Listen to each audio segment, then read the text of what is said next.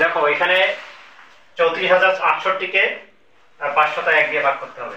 তাহলে 501 হচ্ছে এখানকার ভাজক এবং ভাজ্য হচ্ছে 34,068। এই ধরনের ভাগগুলো একটু বড় ধরনের ভাগ। হ্যাঁ, এই ধরনের ভাগগুলো কিভাবে করব? আমরা সাধারণত ভাগ অঙ্ক কিভাবে করি? প্রথমে আমরা ভাজককে দেখব। ভাজক হচ্ছে 3 অঙ্কের একটি সংখ্যা, তাহলে এখান থেকে আমরা 3টি অঙ্ক নিব।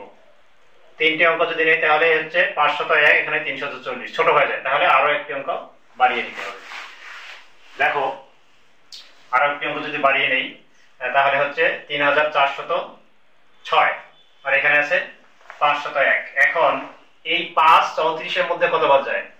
6 বার যায়। 5 6 30, তাহলে 501 কে আমরা 6 দিয়ে গুণ করি।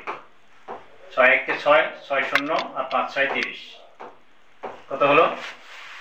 3006। তাহলে আমরা বাদ দেব কত? 6 বাদ দিলে হচ্ছে 6 1 কে 6, 6 0 0 আর 5 6 30, বিয়োগ করে পাই 0, এখানেও 0 আর 4, এখানে পেলাম 4, তাহলে 400। ডান দিক থেকে আমরা নামাবো এক অঙ্ক, সেটি হচ্ছে 8। এখন কত হলো? এখন হচ্ছে 4008। তাহলে আমরা 501 কে কতবার দিব? এখানে যেহেতু 8 আছে এখানে, তাহলে 8 1 কে 8, তাহলে 8 বাদ দেই। 8 বাদ দিলে হচ্ছে 8 0 40, 40, তাহলে এখানে 8 বাদ যাচ্ছে। 8 বাদ দিলে আমরা পাচ্ছি 4008, মিলে গেল, অর্থাৎ ভাগশেষ 0।